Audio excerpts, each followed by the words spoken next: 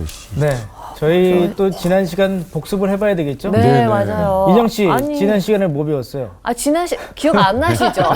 아니, 물어보는 거예요. 아니, 저는 기억이 납니다. 네, 그러니까 왜냐면 말해보세요. 2차 전도 여행을 마무리하는 네. 거에 대해서 우리가 배웠잖아요. 안디옥에서 마무리가 됐죠. 맞아요. 맞아요. 어디 가는지 혹시 기억나는 도시가 있나요? 네, 도시는 많죠. 아볼로. 아니, 아덴. 아덴. 아덴이 있었고 고린도가 아볼로가 있었고 전도를 그리고 했죠. 안디옥으로 다시 돌아오는 그런 내용들을 우리가 배웠잖아요. 맞아요. 네. 근데 거기에서 딱 거기까지가 2차 선교 선교여행. 여행이었어요. 맞아요. 전도 여행이었고 이제 3차를 준비하는데 이제 아볼로 이야기가 아볼로가 나와서 나와서 선생님 안녕하세요. 안녕하세요. 안녕하십니까. 네, 잘들 계셨고요. 네. 복습했어요? 네, 2차 전도 여행에 네. 대해서 저희가 조금 이야기를 나누고 있었습니다. 복습을 안 하면요. 이게 따라갈 수가 없습니다. 맞아. 맞아요. 열심히 복습을 과거를 했었어요. 떠올리기가 쉽지가 않습니다. 사도행전의 어려움이 하도 많이 다니잖아요. 네, 맞아요. 장소도 많이 나오고 사람도 많이 많이 바뀌고. 나오고. 집 떠나면 고생인데. 방랑자인 것 같아요. 방랑자. 방랑자. 그러니 그거를 기록하는 누가도 고민이 많았을 거예요. 진짜 맞아요. 그러겠네요. 왜냐하면 너무 방대한 지역을 다녔는데 뭐를 적을 건가. 그게 누가의 고민이고 또 1장부터 끝까지 28장까지 어떤 관점을 잃어버리지 말아야 되거든요. 네. 근데 그 관점이라는 게 구원이라는 구원. 구원. 맞아. 그러니까 사도행전의 큰 핵은 구원. 사람은 어떻게 구원받나. 오늘 수업 사도행전 33강 3차 선교 여행 두 번째 에베소 교회. 오늘은 전체 어디서 일어난 거예요? 에베소에서. 근데 사도 바울이 에베소에서 12명의 에베소 제자를 만나요. 그러면서 이제 오늘 본문 이야기가 시작돼요. 자, 그럼 1절에서 7절이 첫 번째 에베소 12제자 사건이에요. 네. 그럼 한번 읽어보죠. 네. 바울이 에베소에서 전도하다. 아볼로가 고린도에 있을 때 바울이 윗지방으로 다녀 에베소에 와서 어떤 제자들을 만나 이르되 너희가 믿을 때 성령을 받았느냐 이르되 아니라 우리는 성령이 계심도 듣지 못하였노라. 바울이 이르되 그러면 너희가 무슨 세례를 받았느냐 대답하되 요한의 세례니라. 자, 그럼 거기서 끊고 한번 봐봐요. 네. 사도 바울이 몇 명 만났어요? 12명. 네. 네. 그렇죠. 맨 마지막에 보면 그들이 7절에 보면 모두 12 사람쯤 사람쯤 되니라. 되니라. 근데 뭐라고 질문했어요? 네. 성령을 성령을 받았느냐. 그러니까 성령을 받았느냐. 그러니까 우리는 성령이 있음도 듣지 못하였느냐. 듣지 못했다. 못하였느니라. 이렇게. 그러니까 이제 우리한테 주는 질문은 그거예요. 하도 예수 믿는다고 자기 예수 믿는다는 나 교회 다녀 이렇게 사람들이 얘기할 때 사도 바울이 그래 교회 다녀 이렇게 묻지 않고 뭐라고 물어봤어요? 성령은 받았느냐. 그러니까 이 사람들이 미심 찍은 거예요. 어.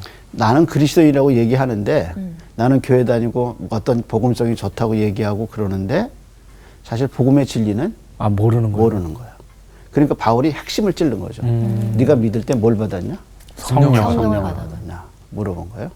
자, 그러면 우리는 여기서 사도 바울이 12명의 제자가 구원이 의심스러운 거죠. 큰 줄기가 뭐라 그랬어요? 구원. 그럼 구원은 어떻게 이루어져요? 성령을 받아야 이거죠. 그래서 고린도서 12장 3절에 예수를 성령으로 아니하고는 주라 시인할 수 없다. 그렇게 얘기했어요. 그러면 예수 믿는 사람의 증거, 내가 예수를 믿는다 혹은 성령 받은 사람의 증거는 세 가지 정도 돼요. 첫째는 예수님을 뭐로 고백해요? 주냐. 신앙 고백이 확실해요. 네. 그다음 두 번째는 성령을 받으면 하나님 말씀이 믿어져요. 왜 그러냐면 히브리서 11장에 이 세상이 어떻게 지어진 줄 아냐면 하나님의 말씀으로 지어진 줄을 알게 돼요. 그러니까 성령 받으면 천지 창조가 믿어져요. 하나님에 의해서 이루어졌다는 게 믿어져요. 그래서 창세기 1장 1절에 하나님이 천지를 창조하시나 그 말이 믿어지는 거예요. 전에는 거짓말이었어. 근데 그게 믿어져. 그게 왜 믿어지냐면 사도 베드로가 하나님의 말씀으로 우리를 거듭났다는 걸 얘기하면서 너희가 거듭난 것은 썩지 아니할 씨로 되었으니 살아계신 하나님의 말씀이라 그랬어요. 그러니까 그 말씀이 우리 속에 들어와서 성령이 그 말씀을 믿게 하면서 뭐가 믿어질까? 말씀. 말씀이 믿어지는 거예요. 그러니까 거듭난 사람, 성령 받은 사람은 뭐가 믿어지는 거야? 말씀이 믿어진다. 왜냐하면 이것 때문에 내가 거듭났으니까. 내 안에서 나갔단 말이에요. 그러니까 이게 믿어지죠. 그러니까 예수 믿는 사람은 성경이 하나님의 말씀인지 믿어져. 그것을 히브리 저자가 얘기했고 베드로 사도가 얘기했어요. 또 하나 성령 받은 증거는 뭘까? 모든 사람은 성령 받고 나면 뭘 드리게 돼 있어요? 예배? 예배. 전에는 예배가 그렇게 중요하지 않았어요. 근데 거듭나면 하나님께 예배하는 게 너무 좋은 거예요. 저는 세 가지 중에 뭐 다 경험했지만 예배가 너무 좋았어요. 네, 구원받고 나서 하나님께 가서 드리는 예배가 너무 감사하고, 그래서 예배는 우리의 정체성, 네가 누구냐 하는 정체성을 끊임없이 가르쳐줘요. 그래서 성령 받은 사람은 세 가지. 첫째, 신앙 고백. 두 번째, 말씀. 세 번째, 예배. 이게 성령 받은 모든 사람, 인종과 남녀 구분 없이 연령에 관계없이 모든 구원받은 사람에게 일어나는 공통적인 현상이에요. 근데 이 사람들은 뭐가 없어요? 성령이 지금 없는 성령이 없어요. 없다. 그러니까 이 12명의 제자는 누가가 던지는 질문은 우리에게 이 사람들이 예수 믿느냐 안 믿느냐를 우리로 판단하게 던져준 거예요. 그래서 이 절을 읽어보면서 뭐라 하냐면 우리는 성령의 계심도 듣지 못하였노라. 그럼 이 글을 읽는 우리는 드는 의문은 이 사람들은 예수 믿는 게 아닌 거예요. 아닌 거예요. 이렇게 당하는 거야. 왜 못 들어봤죠? 그러니까 관심이 왜 못 없으니까. 들어봤나? 그 다음에 이제 읽어볼래요? 4절부터 4절. 바울이 이르되 요한이 회개의 세례를 베풀며 백성에게 말하되 내 뒤에 오시는 이를 믿으라 하였으니 이는 곧 예수라 하거늘 그들이 듣고 주 예수의 이름으로 세례를 받으니 바울이 그들에게 안수하매 성령이 그들에게 임하심으로 방언도 하고 예언도 하니 모두 12사람쯤 되니라. 자, 그럼 이 사람들이 구원을 안 받았어요. 네. 왜냐하면 성령이 없으니까. 없기 때문에. 네. 그러니까 고린도서 12장 3절은 분명히 성령이 아니고선 예수님을 주라 시인할 수 없다고 그랬어요.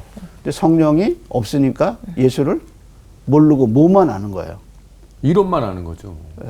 그러니까 어떤 이론을 알고 있는 거죠. 세례만 세례를 그렇죠. 베풀며 무슨 세례를 받았어요? 회개의 세례를 베풀며 네. 근데 그 세례가 누구의 세례예요? 요한 세례. 세례 요한. 그런데 재밌는 것은 19장 1절에 보면 누가 다녀갔어요? 아볼로가 아볼로. 있을 때 그렇죠.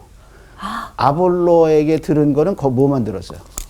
요한의 세례만 세례. 들은 거예요. 예수는 아직 모르는 거예요. 접하지 못. 그래서 이제 바울이 내려와서 말씀을 가르치고 기도하니까 뭐가 내려왔어요? 성령이 내려왔어요. 그래서 그들이 주 예수 이름 받고 그들이 뭐가 임했어요? 성령이 임했어요. 그러니까 비로소 이 사람들이 뭐 한 거예요? 세례를 받은 거죠. 세례를 받고 누굴 믿게 되는 거예요? 성령을 받고 예수님을 구원을 받게 되는 거예요. 이 관계예요. 아니 18절 맨 마지막에 정말 왜 아볼로가 나오지 이랬는데 이게 다 연결이 돼 있는 거네요. 그러니까 지도자가 참 중요한 거예요. 맞아, 지도자가 중요하죠. 이런 관점에서 보면 여기서 또 하나 누가가 말하고 싶은 게 있어요. 누가 기도할 때 성령이 왔죠? 예수님이? 아니. 누가 기도할 때 바울이. 성령이 사도 바울이. 그런데 교회사에서 사도의 권한, 사도의 하나님으로부터 부여받은 권한은 뭐냐면 사도가 기도하면 누가 내려오셨냐면 성령이 내려오신 거예요. 그래서 베드로가 기도할 때 성령이 내려오. 그런데 여기서 누가 기도할 때 성령이 내려왔어요? 바울이요? 그러면 누가의 관점은 사도 바울도 누구라는 거예요? 사도다. 오케이. 이해하겠죠? 그러니까 이 성령이 내려온 사건은 우리에게 두 가지 깊은 진리를 던져주는데 하나는 뭐냐면 이 사람들의 구원이 진짜냐 하는 질문을 던져줘. 또 하나는 바울이 진짜 사도다. 이거를 가르쳐주죠. 그래서 에베소에서 베드로가 기도할 때 성령이 내려오신 것처럼 이번에 누가 기도할 때? 바울이 기도할 때.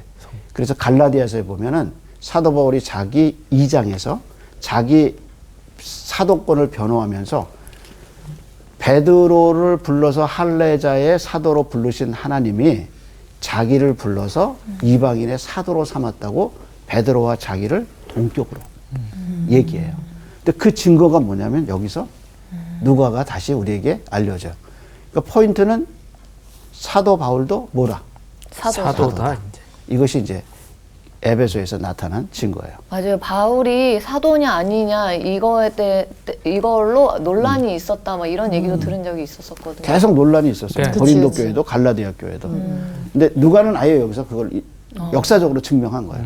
네. 바울이 기도할 때 성령님이 내려오셨다. 내려오셨다. 또 하나 특징은 뭐냐면 이게 사도행전에서 성령이 내려온 마지막 사건이에요. 자, 우리 한번 그럼 사도행전을 쭉 돌아가서 봐요. 성령님이 오순절 성령님이 몇 장에 내려오셔요? 이 베드로 그 예. 몇 장이죠, 그게? 2장이. 2장인가? 2장이에요. 잘하셨어요. 2장에서 성령님이 내려와요. 그 다음에 또 언제 성령님이 내려오냐면 고넬료의 가정 가서 말씀을 전할 때 성령이 내려오셔요. 그게 몇 장이냐면 사도행전 10장이에요. 그때도 베드로가 있었어요. 그때도 베드로가. 예. 그런데 지금 또 성령이 내려온 것은 사도행전 19장이에요. 지금 19장. 그 다음에는 없어요? 없어요. 그러면 바울에게는 딱 한 번밖에는 지금 없는 기록상. 기록상. 기록상 한 번으로 돼 있죠. 예, 그래서 사도행전에 성령이 내려온 마지막 사건은 사도행전 19장이에요. 그것이 이제 에베소 교회 12명의 특징이죠. 그 다음에 어떤 일이 벌어졌냐. 그 다음 읽어볼까요?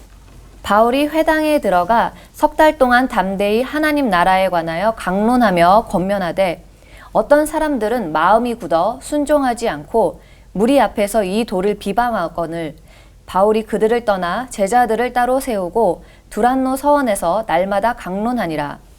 2해 동안 이같이 하니 아시아에 사는 자는 유대인이나 헬라인이나 다 주의 말씀을 듣더라. 자, 거기까지. 자, 지금 장소의 이동이 나오죠. 네. 네. 처음엔 어디서 석 달 가르쳤어요? 동안 처음에 어디서 가르쳤어요? 회당. 고린도에서. 회당에서. 아, 회당에서. 8절에 보면 어디에 들어갔어요? 회당에 회당에 들어가. 들어가. 근데 석 에베소에는 달 동안. 뭐가 많다는 거야? 회당이 많네요. 많다는 거예요. 예. 그러면 회당에 누가 많이 다녀요? 유대인이 유대인. 많아요. 유대인이 많죠. 유대인이 많은 거죠. 그러니까 항상 회당 안에는 두 종류가 있다 그랬죠. 네.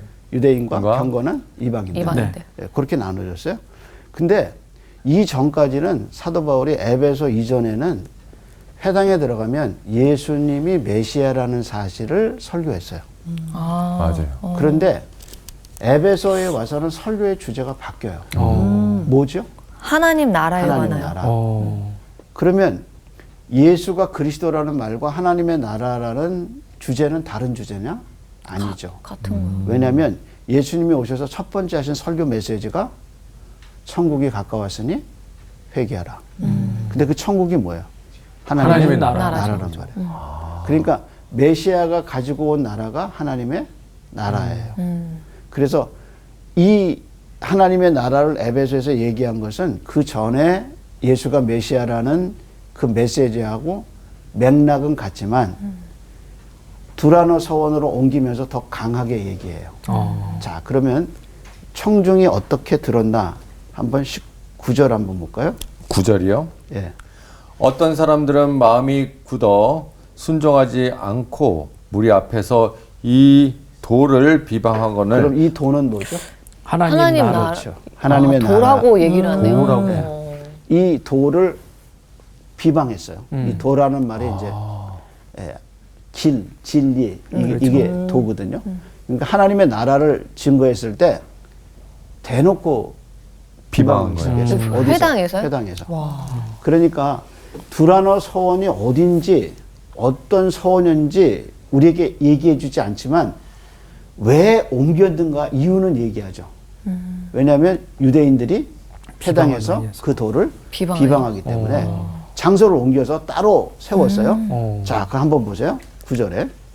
바울이 그들을 떠나 제자들로 따로 세우고 두라노 서원에서 날마다 강론하니라. 예. 회당에서는 할 때는 언제 가르쳤겠어요? 안식일에. 아, 네. 회당 예배. 근데 두라노에서는 어떻게 했어요? 아무 때나 날마다 항상. 할수 날마다 있으니까. 가르쳤어요. 그래서 이 두라노에서 가르친 이 영향이 아시아에 큰 영향을 끼쳐. 사람들이 많이 들어와서 복음을 듣고 나가서 많은 사람들이 예수 믿고 자기 고향에 들어가서 교회도 세우고 그런 역사가 일어나요. 자, 그 다음에 얼마 동안 있어서 10절에 2해 두해 동안 동안. 이같이 하니 아시아에 사는 자는 유대인이나 헬라인이나 다 주의 말씀을 듣더라. 와, 정말 많은 사람이 예. 그러니까 몇 년 동안? 두 두 해. 해 동안 2년. 2년 동안. 그러니까 두라노에서 제일 오래 있었어요. 그러니까 기록에 의한 거. 이게 예를 들어서 얼마나 있었다. 그런 기록에 의한 것으로 이해하면 에베소가 가장 길어요. 그렇네요. 예, 2년 동안 있으면서 두라노에서 사역해요. 그러면 이제 우리가 주제에 대해서 좀 생각해 봐야죠. 하나님의 나라가 뭔가 이런 생각을 하게 되죠. 첫째, 하나님의 나라는 장소성이에요. 장소? 아, 장소. 하나님의 나라는 반드시 하나님의 나라가 장소를 갖고 있어요.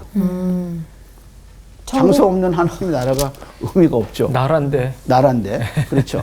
영토가 나라의 3대 요소 중에 하나 아니겠어요? 맞아요. 네. 그러니까 하나님의 나라는, 성경이 말하는 하나님 나라는 반드시 뭐예요? 장소예요. 장소가 그래서 있는. 예수님 요한복음 14장에 뭐라 하냐면 너희는 마음에 근심하지 말라. 하나님을 믿으니 또 나를 믿으라. 그리고 어떻게 하셨냐면 내가 가서 차소를 예비하고 너희를 데리러 오리라. 이렇게 얘기하셨어요. 우리가 이제 어느 지방에 가거나 그러면 안내자가 있으면 어떻게 해요? 좀 편해요. 편하죠. 네. 낯선 나라에 갔는데 공항에서 누가 딱 나와서 마중해주고 해주면 얼마나 어, 좋아요. 가장 그렇죠. 반가워요. 가이드가 있어야지. 마찬가지예요. 천국 우리가 가면 누가 마중해 오셔요? 예수님. 예수님 마중해 오셔요. 천사 아니고요. 야. 데려가는 건 천사겠죠. 오. 마중은 주님이. 예수님께서. 그래서 천국문에 들어갈 때 비비네. 주님이 야, 너 수고했다. 안아주시고 땅에서 너 눈물 많이 흘렸지 하고 닦아주시는 거예요. 감동이다. 그러니까 예수님이 내가 너를 맞이하겠다 얘기하셨어요. 그러니까 청소는 장소성이에요. 그리고 그 장소성을 알 수 있는 여러 가지 이야기들이 있는데 요나단 에드워드가 요한계시록 21장을 해석을 했어요. 근데 이제 해석하면서 그가 천국에 대해서 이렇게 말했어요. 얼마나 많은 성경이 천국을 하나님의 거룩한 도성이라고 했는지 언급할 필요가 없다. 천국 외의 다른 모든 도성은 사람이 건설했지만 천국은 하나님이 직접 만드셨다. 하나님이 자기 손으로 위풍당당하게 집들을 만드사 이 도성을 건설했고 하나님 자신의 지혜로 이것을 설계하셨다. 천국은 하나님의 도성이다. 천국에는 온 천지의 왕이 거하시며 자신의 영광을 드러내십니다. 이렇게 얘기했어. 그러니까 요나단 에드워드의 포인트는 천국이 장소성이라. 거기는 집도 있고 하나님이 직접 설계하신 위대한. 그래서 요한계시록 21장을 읽어보면 너무 좋은 거야. 여러분 모든 아름다운 도시에 가면 뭐가 있죠? 건물도 있지만 건물 가운데 그 모든 건물들 가운데 파리에 가면 무슨 강이 있어요? 세느강. 그러니까 모든 아름다운 도시는 강이 있어요. 서울 한강은 정말 세느강하고 비교해서 너무 아름다. 물도 깨끗하고 넓고 수량도 많고 폭도 넓고 길이도 길어요. 세느강보다 더 좋은 것 같아요. 저것도. 그런데 모든 도시가 아름다운 도시는 반드시 강이 있어요. 근데 천국 가니까 강이 있어요. 네. 21장에 올라가 보니까 하나님과 어린 양의 보좌에서 생명수 강이 흘렀더라고요. 거기에 수많은 생명을 잉태하는, 낫게 하는 치료제인 생명나무 열매들이 쭉 있었다고 얘기합니다. 그러니까 이런 모든 묘사가 뭐냐면 천국은 이념이 아니고 장소라는 거예요. 그리고 D.L. 무디가 죽으면서 숨을 거두면서 한 얘기를 해요. D.L. 무디가 죽으면서 하나님이 천국문을 여셨다 그러고 내가 두 아이의 얼굴을 본다 그러고 죽었어요. 근데 두 아이가 누구냐면 D.L. 무디의 손자예요. 사고로 죽은. 먼저 가 있나 보다. D.L. 무디가 죽으면서 하나님이 천국문을 여셨는데 거기 두 아이의 얼굴을 내가 본다 그러고 임종했어요. 근데 그 두 아이가 D.L. 무디의 손자예요. 그러니까 D.L. 무디도 천국은 명확하게 장소성으로 봤어요. 그러니까 천국은 이념이 아니에요. 그래서 어떤 사람은 천국에서 우리가 부활하기까지 마치 그냥 수면 상태로 있다고 주장하는 학자들도 있어요. 맞지 않아요. 천국은 확실한 장소성이 있어요. 그래서 사도 바울이 말한 하나님의 나라는 장소예요. 그러면 하나님의 나라가 장소만 있느냐? 근데 하나님의 나라, 예수님이 가져온 하나님의 나라는 앞으로 이루어질 하나님의 나라를 우리에게 미리 보여주셨어요. 그러면 에베소에서 하나님의 나라를 가르쳤잖아요.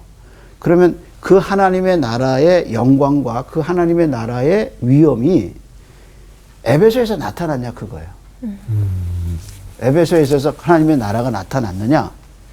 여러분 어떻게 생각해요? 예수님이 하나님의 나라가 왔다. 그리고 예수님이 하신 일이 뭐죠? 하나님 나라가 온 증거. 하나님 나라에 온 증거. 그러니까 예수님이 오셔서 병자를 어떻게 하셔요? 고치셨죠. 고치시죠. 고치실 때 어떻게 했냐면 만지시고 고치셨다. 예. 내가 원하노니 깨끗함을 받아라 그러고 만지셔요. 그러니까 예수님은 중풍병자, 나병 환자, 소경 다 고치셨어요. 그 증거는 뭐냐면 하나님 나라는 뭐가 없다는 거예요. 병이 없다. 병이 없다. 그러니까 저도 처음에 예수 믿고 나서 아니 무슨 병을 이렇게 많이 고치나.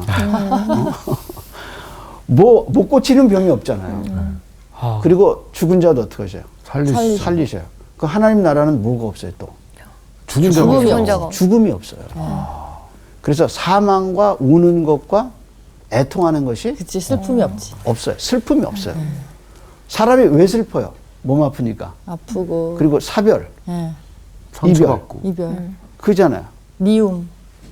그런 모든 게 어디에는 없어요. 천국에 천국에 없죠. 천국에는 없단 말이에요. 그러니까 예수님이 가져온 하나님의 나라는 그게 없죠. 없어요. 그러니까 그거 있는 거를 예수님이 어떻게 하셔요? 못 보시는 거죠. 못 보시고 고치시는 네. 거죠. 그리고 뭐라 그래요? 하나님 나라는 그런 게 없다는 거예요.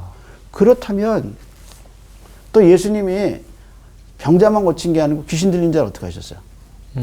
귀신 고치시잖아요. 쫓아내죠. 귀신을 네. 또 내쫓죠. 내가 말하노니 그 사람에게서 나오라. 나와라. 군대 귀신 들린. 네. 그렇잖아요.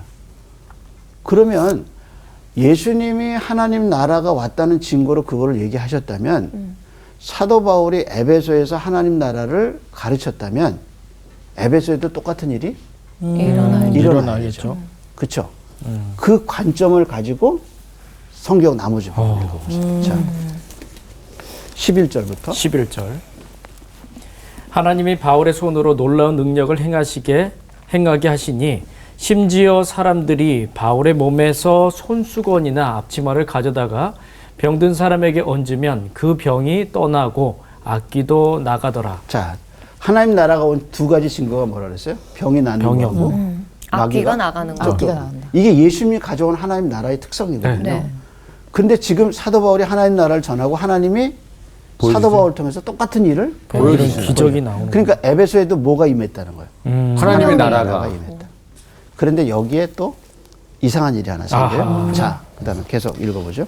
이에 돌아다니며 마수라는 어떤 유대인들이 시험 삼아 악기 들린 자들에게 주 예수의 이름을 불러 말하되 내가 바울이 전파하는 예수를 의지하여 너희에게 명하노라 하더라. 유대의 한 제사장 스게와의 7 아들도 이 일을 행하더니 악기가 대답하여 이르되 내가 예수도 알고 바울도 알거니와 너희는 누구냐 하며 악기 들린 사람이 그들에게 뛰어올라 눌러 이기니 그들이 상하여 벗은 몸으로 그 집에서 도망하는지라. 에베소에 사는 유대인과 헬라인들이 다 이 일을 알고 두려워하며 주 예수의 이름을 높이고. 자, 어떤 사람들이 흉내냈어요. 네. 마수라는 바울 사람이. 흉내냈어요. 네. 마수라는 사람. 결과는 어떻게 됐어요? 예, 그냥 마귀가 쫓겨났어요. 벌거벗은 너무 상태로. 잘하는 거예요. 예. 네. 그렇죠. 예. 이 사람이 진짜 하는지 안 하는지 알았어요. 자, 그다음에 이제 또 이를 보죠. 믿은 사람들이 많이 와서 자복하여 행한 일을 알리며 또 마술을 행하던 많은 사람이 그 책을 모아가지고 와서 모든 사람 앞에서 불사르니 그 책값을 계산한즉 은 5만이나 되더라. 이와 같이 주의 말씀이 힘이 있어 흥왕하여 세력을 얻느니라. 자, 여기서 누가 또 돌아왔어요?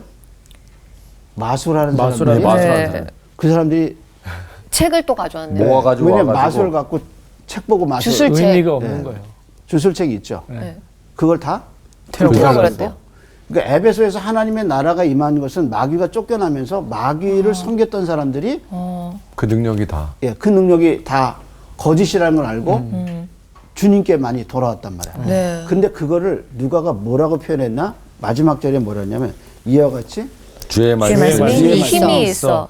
이 일을 후원하여. 원래 이 일을 누가 했어요? 바울이. 바울이 했죠. 자, 근데 바울은 사라져요. 오. 그렇잖아요. 응? 그리고 뭐라고 그랬어요? 주님의 말씀이- 말씀이 주님의 말씀이 흥망한다. 그러니까 진짜 힘 있는 건 말씀이란 말이에요. 그럼 바울이 없는데 저절로 이제 그게 일어난 거네. 아니죠. 바울이 뭘 전했어요? 말씀을 말씀을 전해서 전했죠. 이제 말씀을 전했죠. 그러니까 그 말씀이 힘이 있어서 네. 하나님 나라의 역사를 갖고 왔고 사람들이 다 돌아오기 시작했어요. 그래서 바울의 능력이 아니고 말씀의 말씀의 능력이 드러난 거예요. 그렇네. 근데 여기서 보면 말씀이 뭐가 있어요? 힘이 있어. 힘이 있단 말이야. 그러면 이 힘이라는 거는 강함을 나타내거든요. 네. 이렇게 힘이 있는데 이 힘을 대항하는 또 다른 세력이 일어나요. 네, 그것이 이제 21절부터 나오죠. 그래서 21절 타이틀이 뭐예요? 에베소서에서 일어난 소동. 소동이에요. 이 소동이 이제 굉장히 큰 소동이 일어나요. 자, 근데 소동의 내용을 먼저 21절 한번 읽어보죠. 네.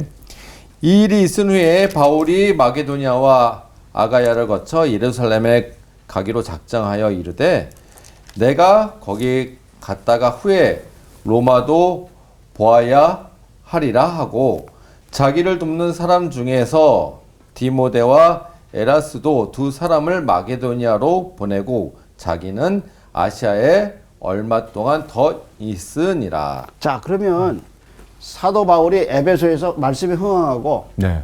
이제 떠나도 되겠다고 생각한 거예요. 네. 그럼 어디로 갈 거냐? 원래 갔던 이제 대로. 수리아 안디옥. 수리아 안디옥으로 가지 않고 네. 사도 바울은 에베소에서 결정해요. 어디를 보고 싶으냐면 로마를 보고 싶어요. 근데 로마로 가려면 수리아 안디옥을 들리지 않고 예루살렘으로 가기로 결심해요. 그래서 예루살렘으로 들렸다가 로마로 가기로 결심해요. 그래서 그 일을 위해서 자기 일을 돕고 있는 사람 중에 두 사람을 보내죠. 그래서 디모데와 에라스도 두 사람을 먼저 마게도니아. 마게도니아로 보내요.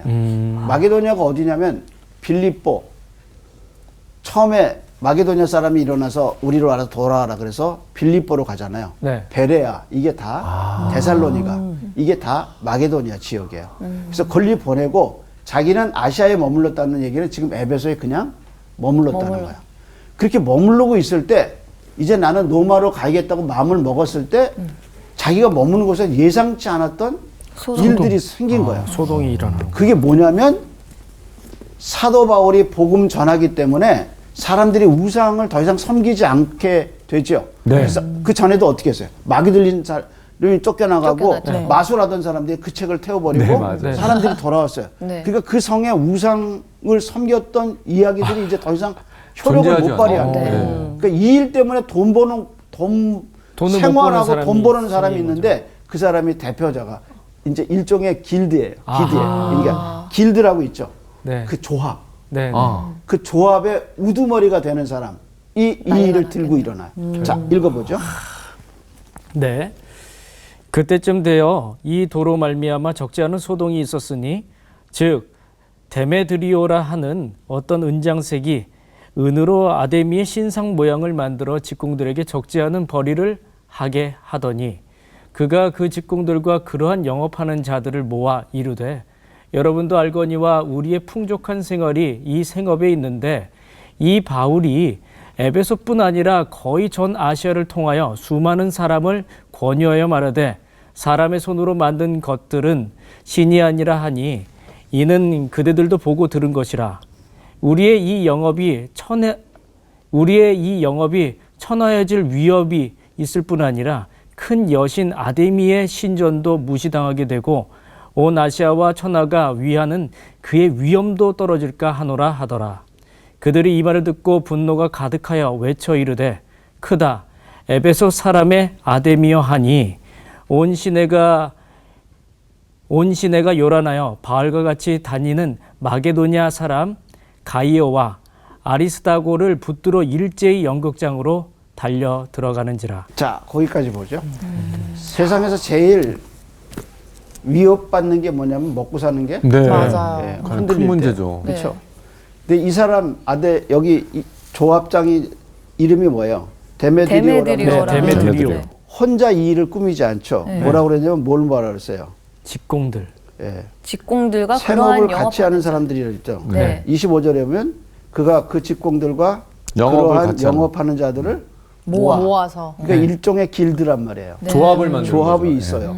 근데 그 조합에서 뭐를 팔으냐면 윌리엄 바클레이의 견해에 의하면 여기서 부적을 팔았다고 그래요. 부적. 그래서 일종의 이제 부적이나 아니면 조그만 아데미 신상 조그만 이렇게 네. 귀걸이에다 갖고 다닐 수 있잖아요. 아. 인형 같은 거 달고 부적 부적 품에 같은 갖고 다니고 네. 일종의 부적이죠. 이게 나를 지켜준다.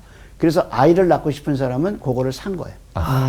바다에 나가서 항해하는 사람도 그거를 사요. 왜냐면 안전을 그게 위해서. 나를 지켜준다고 생각을. 그럼 팔 때마다 돈이 엄청나게 들어오는 들어오죠. 거죠.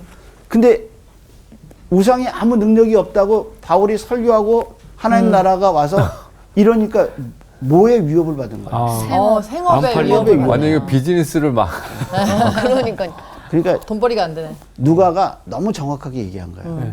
이래서 우상 파는 사람들이 들고 일어난 거예요. 그럼 바울이 위험하죠. 그렇죠. 근데 하나님이 여기서 바울을 지키시는 거예요. 그래서 아까 주의 말씀이 흥왕해서 힘있게 퍼졌다고 그랬잖아요. 네. 그거를 마귀가 또 못 보고 또다시 여기서 이 사람들을 일으켜가지고 이런 또 충돌이 일어나요. 그런데 어떻게 바울을 건지시나 한번 보세요. 30절에. 바울이 백성 가운데로 들어가고자 하나 제자들이 말리고 또 아시아 관리 중에 바울의 친구된 어떤 이들이 그에게 통지하여 연극장에 들어가지 말라 권하더라. 사람들이 외쳐 어떤 이는 이런 말을 어떤 이는 저런 말을 하니 모인 무리가 분란하여 태반이나 어찌하여 모였는지 알지 못하더라. 유대인들이 무리 가운데서 알렉산더를 권하여 앞으로 밀어내니 알렉산더가 손짓하며 백성에게 변명하려 하나 그들은 그가 유대인인 줄 알고 다 한 소리로 외쳐 이르되 크다 에베소 사람의 아데미여 하기를 2시간이나 하더니 자, 이게 얼마나 청중이 흥분했는가를 알 수 있는 네, 거죠. 소리를 질렀죠. 이 연극장에 모여서 아데미요. 예, 소리를 크게 지르면서 얼마 동안 했어요? 2시간 동안. 2시간. 그러니까 청중이 완전히 흥분한 거예요. 예. 그래서 에베소에서 이렇게 거대한 소동이 일어났는데 바울이 만약에 들어갔으면 큰일 났죠. 나는 거예요. 요즘 같으면 집회. 물매 맞추자 그러니까 집회. 지친 거예요. 근데 하나님이 그럼 거기 있는 관리들을 통해서 바울을 들어가지 못하게 해요. 아 그것도 또한 그래서 구하셨다. 우리가 살아가면서 이제 나중에 사도 바울이 이 장면을 고린도후서 1장에서 그가 회상을 하면서 뭐라고 얘기하냐면 1장 1절부터 11절까지 이렇게 말해요. 형제들아 우리가 아시아에서 당한 환난을 너희가 모르기를 원하지 아니하노니 힘이 겹도록 심한 고난을 당하여 살 소망까지 끊어졌다 이렇게 얘기해요. 살 여기서 소망까지. 말하는 아시아가 어디냐면 어디예요? 아, 여기에요? 에베소예요. 에베소. 그래서 한번 보세요. 몇 절 보냐면 22절 보세요. 네. 자기를 돕는 사람 중에 디모데와 에라스도 두 사람을 마게도냐로 마게도냐로 보내고 네. 자기는 어디에 있다고 아시아에. 아시아에 아시아. 얼마 이 아시아가 어디예요? 에베소. 에베소. 에베소. 그러니까 사도 바울이 아시아에서 내가 당할 때 정말 목숨을 잃을 뻔했다. 그 사건이 뭐냐면 바로 이 사건이구나. 그래서 고린도후서 1장 8절에서 13절까지 내가 너무 아시아에서 진짜 살 소망을 잃어버렸다. 나 그때 죽는 줄 알았다. 하는 사건이 뭐냐면 이 사건이에요. 생각해 보세요. 에베소에서 청중이 연극장에 모여가지고 그냥 우리 신이 얼마나 위대한데 그러고 그냥 2시간 동안 소리치는 거를 듣고 있으려니까 예, 이게 진짜 힘든 거죠. 힘들죠. 그런데 아무리 세상이 그래도 하나님은 바울을 지켜주시. 지키셔요. 예, 하나님은 바울을 지키셔요. 그래서 한번 읽어보죠. 신전의 물건을 도둑질하지도 아니하였고 우리 여신을 비방하지도 아니한 이 사람들을 너희가 붙잡아 왔으니 만일 데메드리오와 그와 함께 있는 직공들이 누구에게 고발할 것이 있으면 재판날도 있고 총독들도 있으니 피차 고소할 것이요 만일 그 외에 무엇을 원하면 정식으로 민회에서 결정할지라. 오늘 아무 까닭도 없는 이 일에 우리가 소요 사건으로 책망받을 위험이 있고 우리는 이 불법 집회에 관하여 보호할 자료가 없다 하고 이에 그 모임을 흩어지게 하니라. 자, 이 일을 한 사람이 누구냐면 네. 읽었죠. 쭉 네. 어디로 올라가냐면 36절로 읽어보세요. 이렇게 말하고 이 모임을 해산시킨 사람이 누군가 36절로 올라가 보세요. 누구예요? 35절에. 35절. 35절에 서기장. 그렇죠. 네. 이 도시를 다스리는 서기장. 서기장이 한 말이에요. 뭐라고 얘기했나 보세요. 무리를 진정시키고 이르되 예배소 사람들아 예배소 시가 큰 아데미와 제우스에게서 내려온 우상의 신전지기가 될 줄을 누가 알지 못하겠느냐. 자, 여기는 에베소가 크게 신전이 두 개 있어요. 하나가 뭐예요? 아데미하고 제우스. 제우스 신. 이 신을 섬기는 으뜸 도시. 그게 어디냐면 어디예요? 에베소. 에베소. 아, 두 신을. 예. 그러니까 이 동네는 완전히 예, 이게 우상단지예요. 그런데 이 서기장이 너희가 이렇게 모인 것은 불법이다. 그러니까 그럼 쉽지 않은데. 예, 너희가 이렇게 모인 것이 로마 정부에서 보면 이게 사회를 소동시키는 죄가 된다. 그러니까 정식으로 재판해라 하고 이 모임을 진정시키고 무리를 해산시켜. 해산시켰구나. 한번 생각해봐요. 누가 이렇게 할 줄 알았어요? 그렇잖아. 사도 바울을 누가 건져줘요? 혹시 전혀 이분도 모르는 믿으시는 서기관이. 분이신가요? 서기관이 아니에요. 아닌데도. 예. 야. 서기관이 자기 입장에서 보면 이게 이렇게 계속되면 도시 전체가 난리가 난리가 나요. 나요. 혼란스러워지니까 폭동이 일어나니까. 진정시키려고 진정시킨 하는데. 거죠. 그리고 법적으로 얘기한 거죠. 너희 이렇게 하면 이게 불법이다. 그래서 만약에 바울이 이걸 불법으로 걸면 우리가 당한다. 라고 얘기를 했다는 거죠. 그러면서 이 서요가 잠잠하게. 근데 오히려 믿지 않는 사람이 그렇게 했기 때문에 그 사람들의 마음을 다스릴 수 있었지 않을까. 그리고 서기장이니까. 왜냐하면 이 도시를 누가 치안을 서기장. 담당할 책임이 있어요. 서기장. 서기장이죠. 그러니까 뭐라고 하냐면 사도 바울 일행이 뭘 훔쳤냐? 아니라고 그러잖아요. 그렇지. 너희들이 이렇게 하는 것 자체가 불법이다. 불법이라고 얘기하잖아요. 그렇지. 그러니까 우리는 서여 일어난 것만 보고 두려워할 게 아니라는 거죠.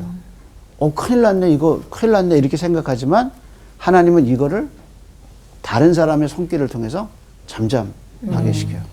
그래서 사도 바울의 이 사건을 보면서 우리는 다윗이 한 이야기가 생각나요. 천만인이 나를 둘러쳐도 내가 두려워하지 않을 것은 주를 의지함입니다. 아멘.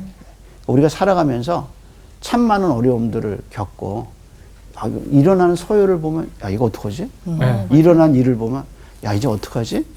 그런데 그렇게 겁먹을 게 아닌 것은 그 안에 하나님의 역사가 있다. 계속 된다는 거야.